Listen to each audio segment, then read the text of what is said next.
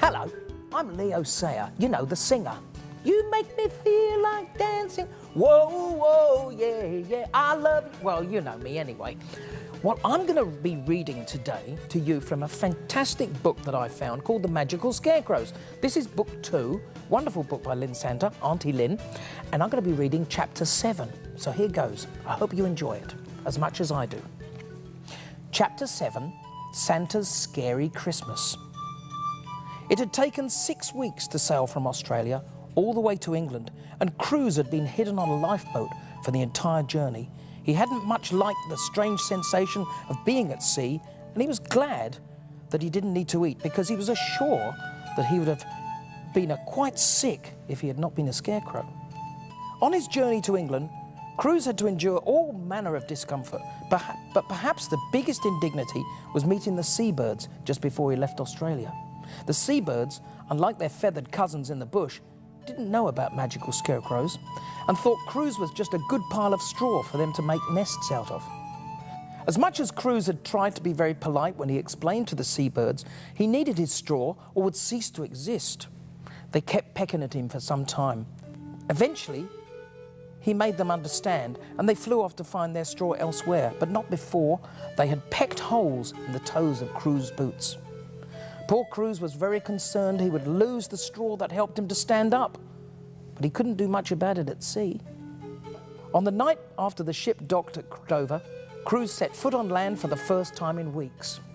At first he walked with a bit of a wobble, but of course, scarecrows are always a bit wobbly, but Cruz was even more wobbly than usual because he wasn't used to feeling firm land underneath his feet anymore. Being wobbly was the least of his worries, though. Cruz was in a foreign land with no friends, and he had no idea how he was going to find race-sea crows. On top of this, he was cold, colder than he'd ever been in his entire life. He didn't think it was possible for the earth to be this cold. It was never this cold where he lived. Race-sea crows must be a very tough scarecrow indeed, Cruz decided.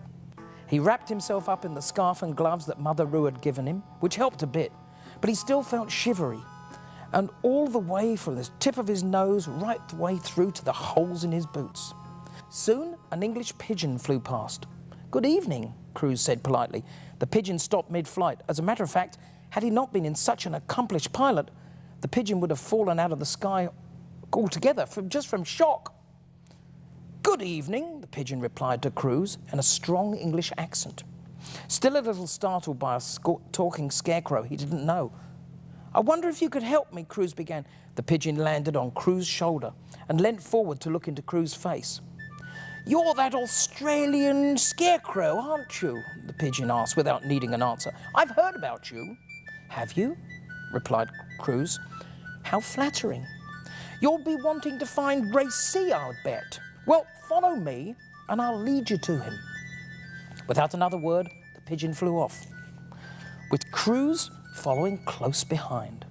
He was still a bit concerned about his feet, but so far, Cruz still had enough straw to hold him up. Neither Cruz nor the pigeon noticed Santa's sleigh was speeding its way across the night sky because, you see, this night was no ordinary night. This night was Christmas Eve. Spliff and her kittens were busy cleaning the old caretaker's cottage for Christmas Day. They wanted everything to look perfect when Santa joined them for lunch. Race-sea was helping too. He'd found an old broom and was sweeping up the floors. "Do you think Santa will bring us presents?" asked Oscar. "Santa always looks after us for Christmas," Spliff replied as she dusted a shelf off with her tail. "Santa is a friend of all living things," added Race-sea, "even living scarecrows like me." "And like me," added a voice from the doorway. Spliff, Oscar and Race-sea stopped what they were doing and looked towards the doorway. To their amazement, there stood another talking scarecrow, Cruz. "Allow me to introduce myself," began Cruz in his broad Australian accent.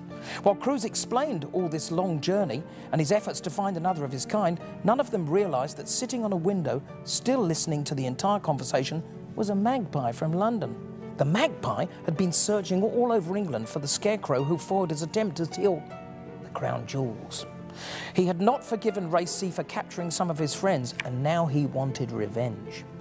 Patiently, the magpie listened to the entire conversation, learning that there were 2 magical scarecrows and that Race C and Spliff were planning to spend Christmas Day with Santa. He learned that at this very moment Santa was delivering presents to all the sleeping boys and girls in Leeds village, flying from one house to another on his sleigh drawn by flying reindeer. This gave Magpie an idea. All of Spliff's kittens were sniffing Cruz, because this is how kittens and other animals learn about new people. "You smell different from Race C," observed Oscar. "Well, that's probably because I live a long way away, where I have many different animals as friends," Cruz explained. "Oh," Oscar purred, "well, you look different too. Your hat is a funny shape and your neck and hands are covered in wool." "Oscar, don't be so rude," Spliff scolded. "But wool is for playing with," Oscar complained. "Well, that's right," Cruz smiled. "Where I live, it's much warmer than here," he explained to the curious kitten. "And my animal friends found me this scarf and gloves to keep me warm.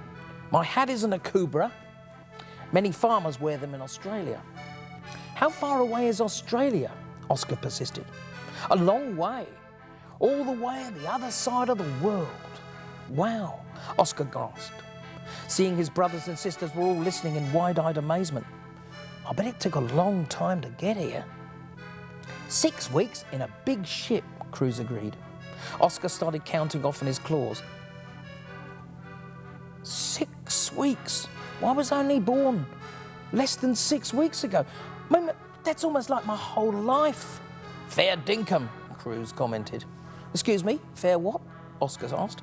"What kind of funny language is that? And what's wrong with your voice?" "Nothing's wrong with his voice, Oscar," Spliff explained. "That's an Australian accent." "Well, it sounds very funny," Oscar commented, looking down in embarrassment and catching a glimpse of Crow's pecked boots. "And what's wrong with your shoes? Your feet must be very cold." "Oh, they are," Cruz said sadly. "We cats have fur to keep us warm. Perhaps if we sit on your feet, then it will help you keep warm too."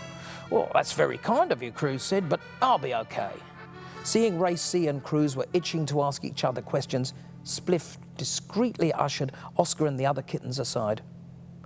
Seizing the opportunity, Race C approached Cruz until they stood very close to one another. As their eyes met, Race C held out his hand. Cruz took it, and they shook hands in friendship. "I'm so very glad you went to all this trouble to find me," began Race C. "I never thought I'd meet another of my own kind, not anywhere in the world." "I feel the same way," added Cruz. "It was the carrier pigeons who told me about you. I couldn't believe it at first, but I had to come and find out for myself. Even though I have many friends in Australia, there are none who really understand what it's like to be a magical scarecrow." "Yeah, I know what you mean," Race C nodded thoughtfully. "You must stay with us for Christmas Day," announced Spliff. "All the animals in Leeds are going to join us, and I'm sure Santa would love to meet you too." "Ma'am," said Cruz, with a slight bow, trying to copy her English accent, "I would be honoured." "Then it's settled," said Race C. "All the villagers will be busy with Christmas Day, so it's the one day in the year we can be completely relaxed. No one will have time to notice us, so we can really enjoy Christmas Day with our friends and my new family." Cruz and Race C gave each other a hug. They were both so happy to have found another of their kind to share Christmas Day with that they didn't think anything in the world would spoil this special moment. Flying over the night sky, the magpie had an evil plan. "That rotten scarecrow, Race C, and his friends are looking forward to spending Christmas Day with Santa, aren't they?" He scoffed to himself. "Well, we'll see about that." Gathering all the magpies he could find in the area, the lead magpie told them a tale of a man who was flying through the skies with more shiny things than they could ever possibly imagine. As magpies love shiny things, there was a prize they could not resist. The lead magpie explained that the man was riding a sleigh drawn by flying reindeer. So all they needed to do was attack the reindeer, and he would fall out of the sky. Then all the shiny things could be taken by the magpies. The magpies thought this was an excellent plan and took to the skies immediately. The lead magpie was very happy with himself. Not only would they enjoy a nice big haul of shiny things, but if Santa fell out of the sky, he would not be able to spend Christmas Day with Ray C. So the day would be ruined for Ray C and all of his friends. This, the magpie decided, was good revenge. Oscar was alive with curiosity about Cruz. "What's it like where you live?" he would ask. "Who are your friends? Do you have any fireworks?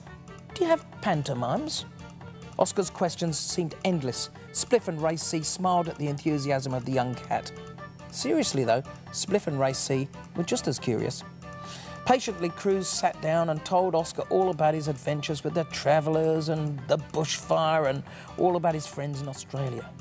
Ray C and Spliff sat around and listened too, fascinated to hear about this land so far away.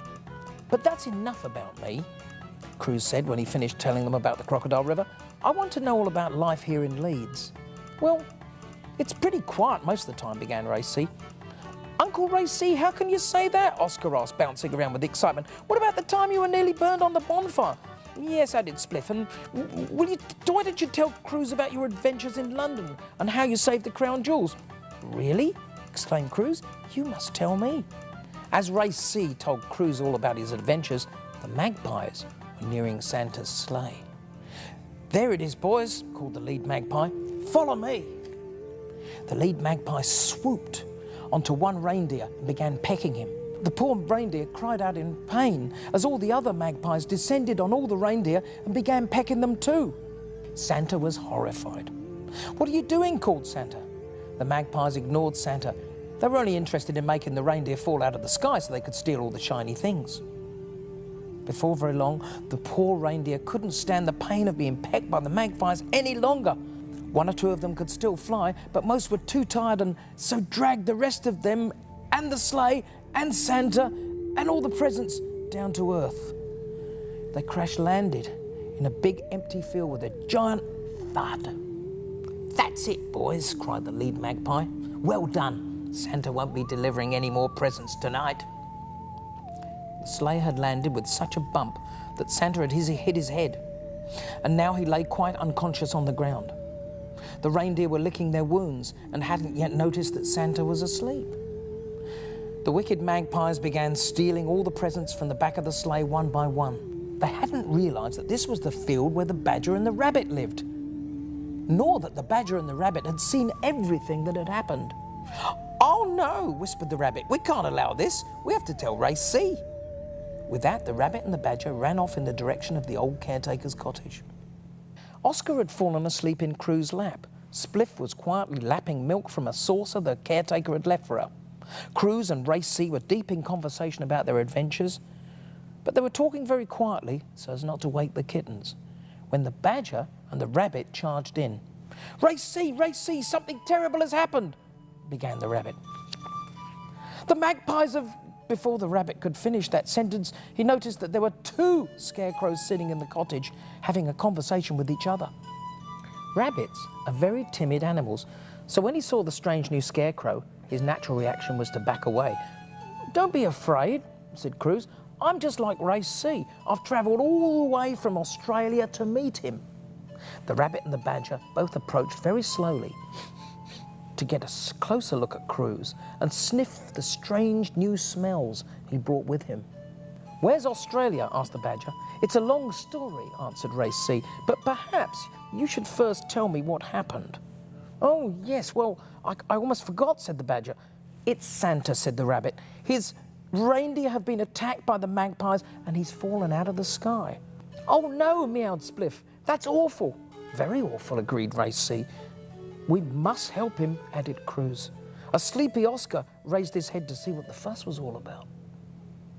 Santa was still unconscious when Cruz, Ray C and his friends found him in the field where the reindeer were fighting with the magpies to try and keep him away from the presents. In the sky, the magpies had the advantage as they were smaller and could fly around the reindeer to attack.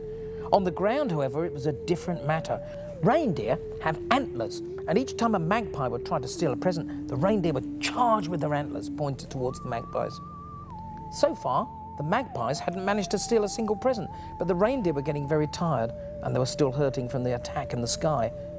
"This is terrible," said Cruz as they approached the scene. "We need reinforcements," added Race C. "It's a shame Goldie is so far away." "Who's Goldie?" "Never mind, I know what to do." Cruz had a smile on his face as he said it. The Australian Scarecrow picked up some muddy soil and rolled it between his hands until it formed a ball. Race C quickly caught on and did the same. Once they had enough, Cruz and Race C started hurling these mud balls at the magpies. "Ow! What the?" cried the lead magpie as he was hit by the first ball. "That pesky Scarecrow again!" Cruz and Race C didn't let up. They hurled ball after ball at the magpies until they were so covered in mud they could hardly move. As all of this was going on, the reindeer turned their attention to Santa. One by one, they started licking Santa's face until his eyes slowly opened. "Hello, my friends," said Santa sleepily. What happened?" The reindeer explained to Santa all about the attack as Cruz and Race C gathered up muddy magpies and put them in the back of Santa's sleigh. Santa was very sad that any living animal should behave so badly towards another, especially on Christmas Eve. "What are we to do?" asked Santa to the Scarecrows. "I don't have enough reindeer able to fly to finish delivering the presents." "Leave that to us," said Race C. "Give me your list and we'll make sure that all the presents are delivered before morning. Spliff will take you back to the cottage and make sure that you are looked after. Right, Spliff?" "Of course," purred Spliff proudly. "Some of us can still fly," said one reindeer. "OK," piped up Cruz. "Here's the plan." Cruz stuck a present on each antler of the reindeer who could still fly. Race C and Cruz took a sack of presents each. The badger and rabbit took smaller sacks, appropriate to their size, and between them they all flew and climbed and tunnelled into all the homes in Leeds to finish